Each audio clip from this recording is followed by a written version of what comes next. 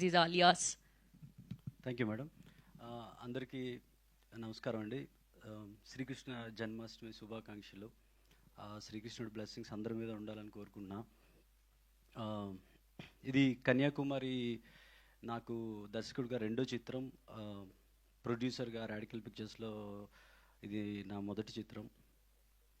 నా మొదటి cinema produce చేసిన పుష్పక విమానం, నా గాడ్ ఫాదర్ గోవర్ధన్ దేవరకొండ గారికి ఈ సందర్భంగా నేను కృతజ్ఞతలు చెప్పుకుంటున్నా. అలానే మా విజయ్ దేవరకొండకి వాళ్ళ సపోర్ట్ వల్ల నేను ఇక్కడ ఉన్నా.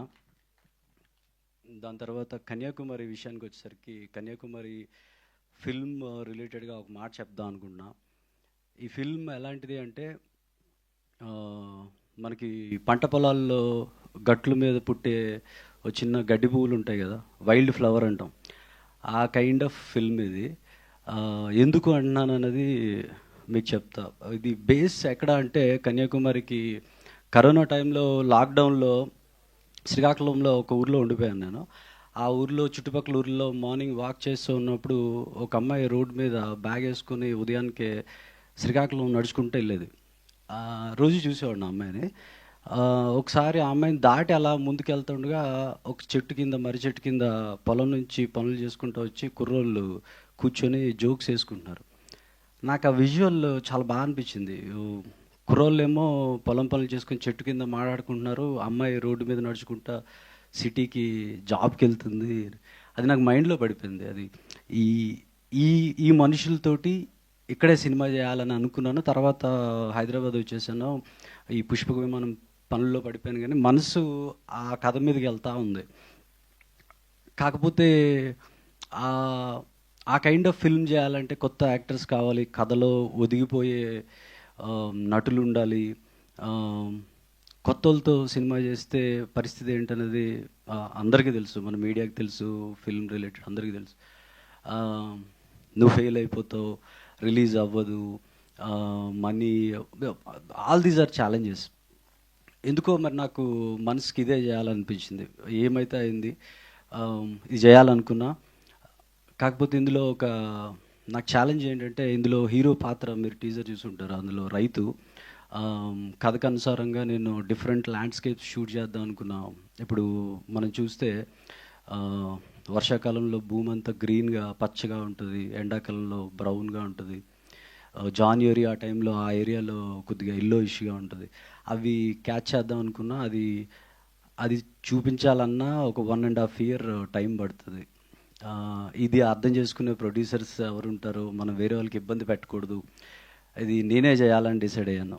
బట్ నేనే చేయాలి అని అంటే మెయిన్గా మనీ ఉండాలి. సో ఇంటెన్షన్ ఉంది కానీ మనీ లేదు. కొద్దిగా నా దగ్గర ఉన్న డబ్బులు, ఇంట్లో ఉన్న డబ్బులతో శ్రీకాకుళం వెళ్ళిపోయి దారిలో విజయవాడ కనకదుర్గమ్మ టెంపుల్ దగ్గర దిగి నీదే భారం అని వెళ్ళిపోయాను. ఫస్ట్ స్కెడ్యూల్లోనే ఉన్న డబ్బులన్నీ అయిపోయి అక్కడ టోటల్గా ఏం చేసామంటే ఒక 4-5 ఇల్లులు తీసుకొని టోటల్ క్యాస్ట్ అండ్ క్రూ అక్కడే ఉండిపోయాము. ఒక 8-9 months అక్కడే ఉండిపోయాము. మళ్ళీ వెళ్తూ వస్తూ ఉన్నాం. ఇప్పుడు మీరు చూసిన టీజర్లో చూసిన గీత్ సాయిని మాట్లాడే విధానం కానీ, తను ఎక్కడి నుంచి పట్టిందంటే, వాళ్ళకి సీన్స్ని ప్రాక్టీస్ చేయించలేదు, వాళ్ళకి ఆ క్యారెక్టర్ ఎలా మాట్లాడతారు, ఎలా ఉంటారు, అది రియల్ లైఫ్లో శ్రీకాకుళంలో చూసి తను పట్టుకొని చేసింది. సో అంత గ్రౌండ్ వర్క్ చేసాము. హీరో చేసిన పాత్ర రైతు, వాడికి మా ఊరు తీసుకెళ్ళి లుంగీను టవల్ అన్నీ ఇచ్చేసి ఒక పారిచ్చి ఒరిజినల్ రైతులతో పొలంకి వెళ్ళి పని చేయించేవాడిని. వాళ్ళతో వెళ్ళిపోని, వాడు వాళ్ళతోనే వెళ్ళి వచ్చేవాడు. So that is how we made it. అందుకే బేసిక్గా ఫిల్మ్ మేకింగ్లో మనం స్క్రిప్ట్ రాస్తాము, తర్వాత ఎక్కడో ఒక రూమ్లో ఉండి స్క్రిప్ట్ రాస్తాము, తర్వాత ఎక్కడికో వెళ్ళి షూట్ చేస్తాము. నాకెందుకో ఇది ఒక రూమ్లో ఉండి స్క్రిప్ట్ రాయాలనిపించలేదు. ఆ రియల్ లొకేషన్స్కి వెళ్ళిపోయి అక్కడ ఉన్న మనుషులతోని వీళ్ళని కూడా అక్కడికే తీసుకెళ్ళిపోయి ఆ ప్రాసెస్లో తయారు చేసిన ఫిల్మ్ ఇది కన్యాకుమారి. ఒక సినిమా తీసేటప్పుడు అవి ఇప్పుడు పల్లెటూరులో ఏమనేవాళ్ళంటే, మళ్ళీ ఎందుకు రాస్తున్నాడు వీడు అన్నట్టు అనేవాళ్ళు. ఆ సేమ్ ఊరు షూటింగ్కి వెళ్తూ ఉండేవాడిని.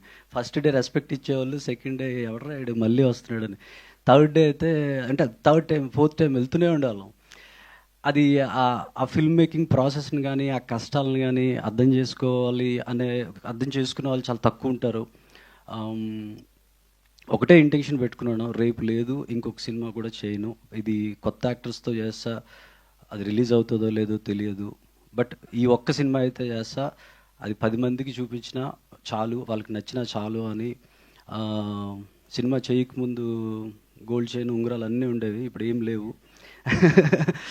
మా నాన్నగారు బ్యాంక్లో పనిచేసేవాళ్ళు, అతను రిటైర్ అయిపోయారు. ఇప్పుడు లోన్స్ ఆల్మోస్ట్ బ్యాంక్ లోన్స్ మీద చేసినవి ఇవి.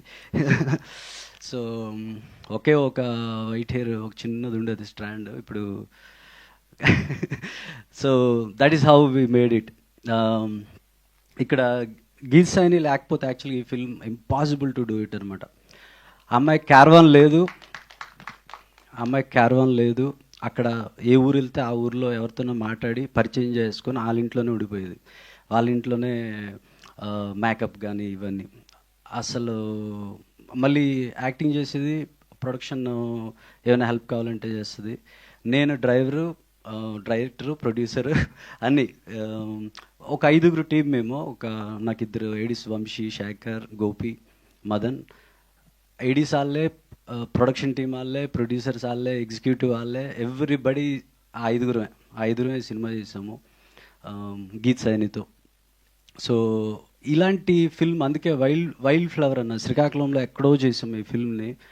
అలాంటి ఆ వైల్డ్ ఫ్లవర్, ఆ న్యాచురల్ ఫిల్మ్ని జనాల ముందుకి తేవాలి అని అంటే, అసలు నేను షూట్ చేస్తున్నప్పుడు కూడా చెప్పా కదా, నేను ఇది రిలీజ్ చేయలేను, అసలు దీన్ని ముందుకు తీసుకెళ్తానా లేదా అనేది నాకు తెలియదు.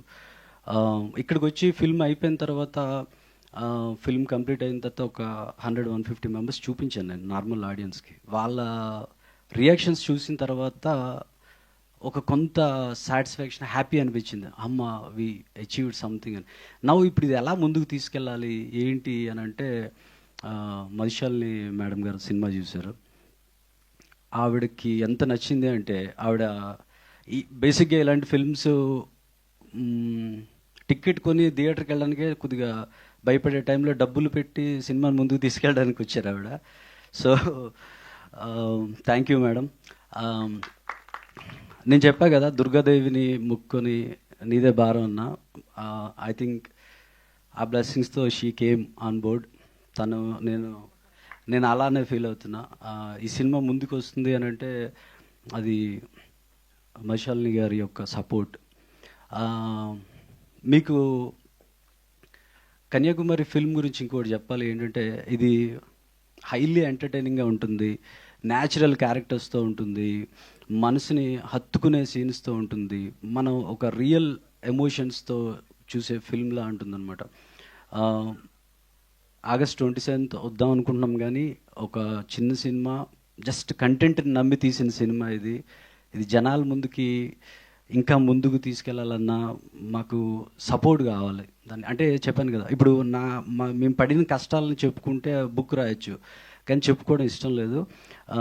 బట్ ఇది ముందుకు తీసుకెళ్ళాలి అంటే సపోర్ట్ కావాలి. నాకు బాగా ఇష్టమైన ప్రొడ్యూసర్ బన్నివాస్ గారు, తనకి జడ్జిమెంట్ చాలా బాగుంటుంది.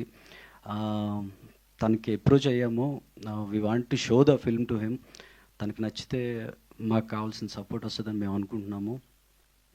అలానే August 27th ఇది ఆడియన్స్, మీరు బేసిక్గా ఒక ఎక్స్పీరియన్స్ కావాలి అనుకుంటే, ఒక పల్లెటూర్లు, పంట పొలాలు, మనసుకి హత్తుకునే క్యారెక్టర్స్, వాటిలో ఒక అనుభూతి పొందాలనుకుంటే కన్యాకుమారి ఫిల్మ్కి రావాలని కోరుకుంటున్నాను. అలానే ప్రవీణ్ కంద్రేగుల సినిమా బండి తీశాడు, శుభం తీశాడు, ఎక్స్ట్రాడినరీ ఫిల్మ్ మేకర్. సినిమా బండి నాకు తెలిసి ఆల్మోస్ట్ అలానే చేశాడు. సినిమా బండి తను పడిన కష్టాలు కానీ, ఆ సినిమాకి వచ్చిన ఇది కానీ, he's right guy. I don't know, మనం పెళ్ళేది రైట్ టైంలో వచ్చాడు స్టేజ్ మీదకి. సో అతను యాక్చువల్గా రైట్ గై, అలా తీసి సక్సెస్ కొట్టిన డైరెక్టర్ తను. Thank you Praveen for coming here. తనది కూడా పరదా రిలీజ్ అవుతుంది, చాలా కష్టపడి తీశాడు, అది కూడా అందరూ చూడాలని కోరుకుంటున్నాను. సో వన్ మోర్, అందరికీ థ్యాంక్ యూ అండి, కృతజ్ఞతలు. ఎస్పెషల్లీ మధుశాలిని మేడంకి చాలా థ్యాంక్ యూ, ఆవిడ ఈ సినిమాని ముందుకు తీసుకొస్తున్నారు. థ్యాంక్ యూ అండి. థ్యాంక్ యూ సృజన్ గారు, థ్యాంక్ యూ సో మచ్. మీరు పడిన కష్టం వృధా అవ్వకూడదని, మీరు సక్సెస్